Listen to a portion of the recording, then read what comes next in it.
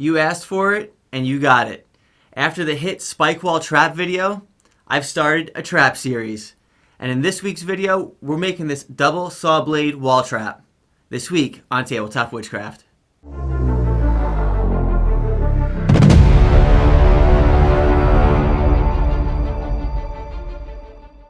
Hey there, and welcome back to Tabletop Witchcraft. This week, we're adding to our trap series with this really cool double blade saw wall trap. The cool thing about these traps is you can get extremely creative, and each piece is like its own little diorama.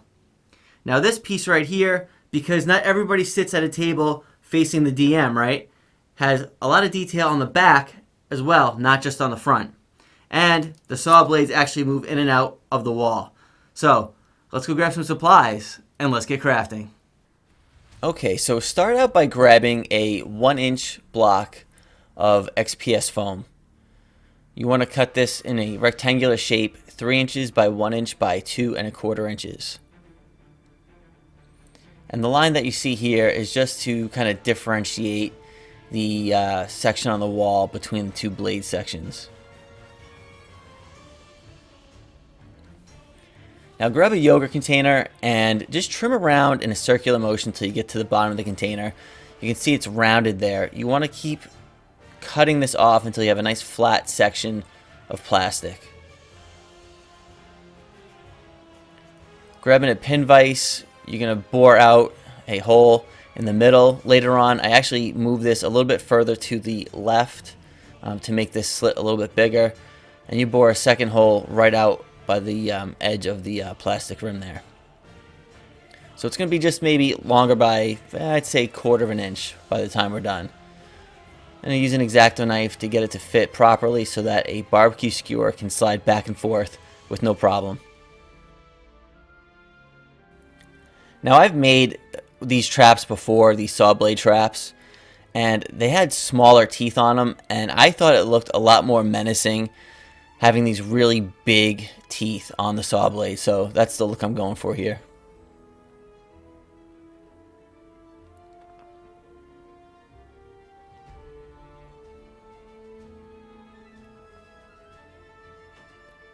Now this wall trap is going to have 2 separate blades, so all we're going to do is just use a marker here, obviously, to get our stencil for the second one and duplicate what we did the first time.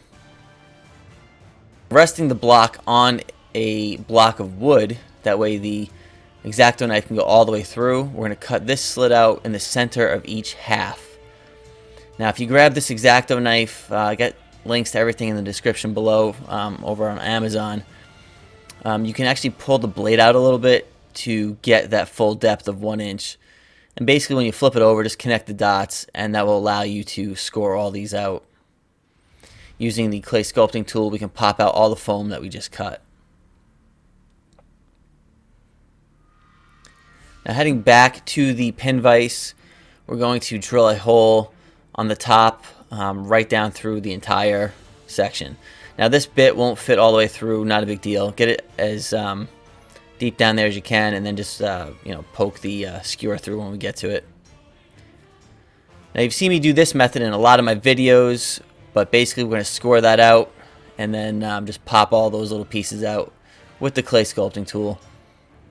And then a cool trick, use the hot glue gun to melt some of the foam so that these little 3/4 inch washers fit.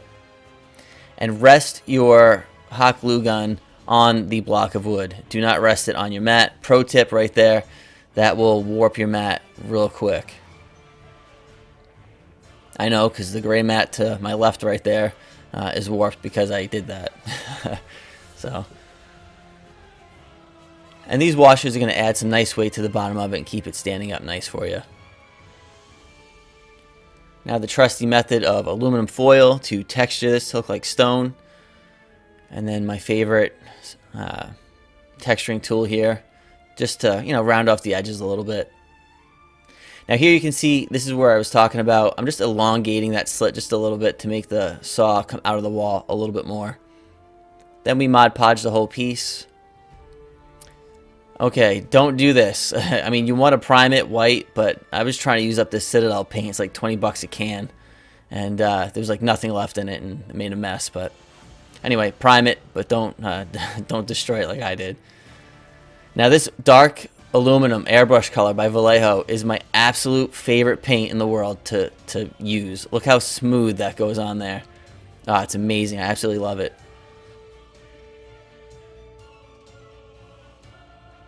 When it comes to dry brushing, you don't need to have an even dry brush coat over an entire piece. It's really, I think it looks a lot better if you allow certain areas to build up more. So that stroke right there was pretty heavy, but you blend it in a little bit and it looks a lot more natural when you're working with stone. You know, I don't know many stones that have a complete uniform look across the entire face. So don't stress out about that. Now the same goes here for the folk art, the parchment color. You know, right there you can see I made sure to catch that edge. It's a contrasting section between the dark shadow where that saw blade is going to be coming out. But just, you know, lightly go over different sections of this stone slab with the parchment.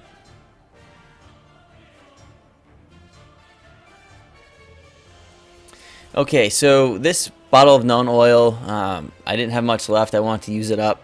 This really isn't a big project, so I figured I'd just use some of that to wash this piece. So cover the whole section here with that, and then we're going to move on to the saw blade with the Known Oil. Here, regardless, I would have used the Known Oil on it, just over this metallic paint. It works really well. And don't worry about any streaks that you might get on the face of that saw blade. We're going to take care of all that here in just a minute.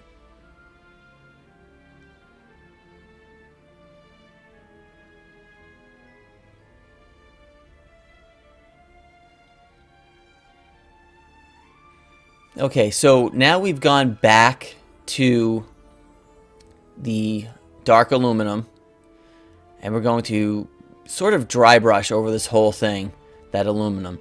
And you can see how it's leaving some nice dark spots on the saw teeth themselves. It's leaving a nice dark rim around the blade. And, you know, we can leave a little bit of that dark Known Oil on the surface of that blade itself too.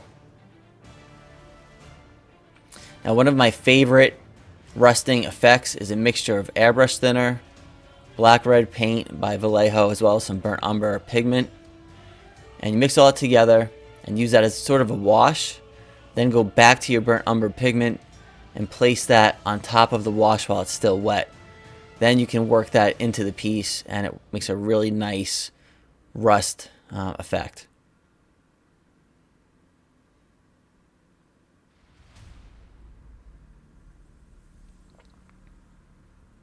We want these edges of the saw blades to look menacing, look sharp. So we do that by doing some edge highlighting with this Vallejo silver.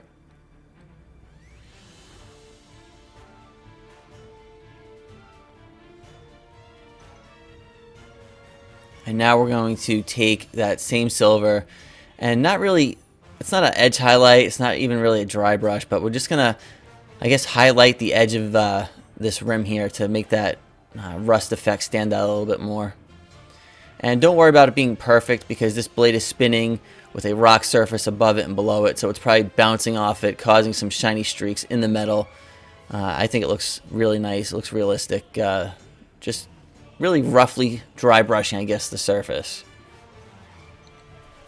Alright, and back to dry brushing the surface of the now dry wall face here. Again, sparingly, we don't need to dry brush the entire thing. Now for some details, we're going to take the X-Acto knife and cutting out a slit, one large enough for the large cog and a smaller, obviously vertically, for the smaller cog. We're going to place these in. And they're going to give the appearance of what's being used to make the saw blade spin. And I like adding these little, you know, details here because not everybody's going to be facing on where this saw trap is going to be sitting. You're going to have players sitting around the table. So to make a piece like this that's enjoyable to be seen from 360 degrees is really nice. We just add a little bit of Eileen's tacky glue in there and that'll hold them in with no problem. And that dries clear, so don't worry about it if you have a little bit sticking out. You know, clean up what you can, but don't stress over it. Okay, so just line these blades up, take the barbecue skewer, place it in the middle, and then I add a little bit of tacky glue to the top and bottom of that just to hold it in place. Now these blades will spin 360 degrees, but I didn't really have any intent to have them do that. But it's just a cool little effect of it, I guess, if you want to have them spin. Now to cover the top of that hole, a great little tip, green stuff is a great filler when you're working with foam, because what we'll do now is grab my favorite texturing tool and add some texture to this the same way we did to the foam, and you'll never see that plug there once we go back and touch that up with some paint.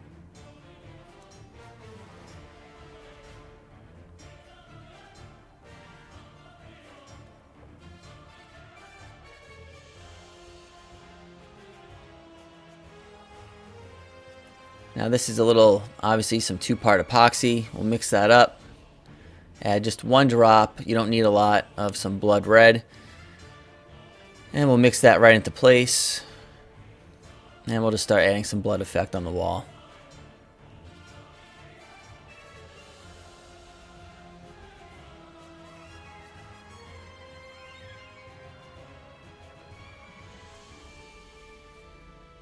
And obviously you can go as crazy as you want here. I didn't want to color the entire face of this piece here in blood. I figured just some splatter would look pretty cool.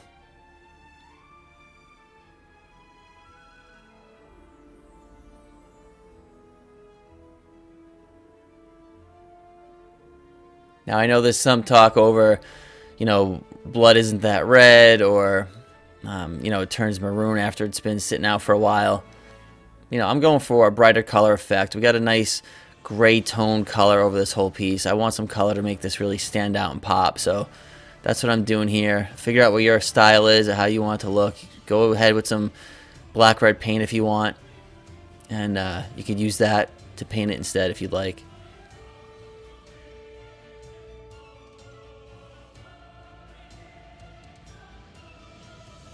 So I wanted to make one thing clear here, that I'm using this trap in my game as an interior wall trap. And although it does fit flush as an exterior wall, that bottom saw blade is right on the tile surface. So if you want to use this trap as an exterior wall, you want to make sure to add about another 1/4 of an inch or so to the bottom of it, just to raise that bottom blade up off the tile.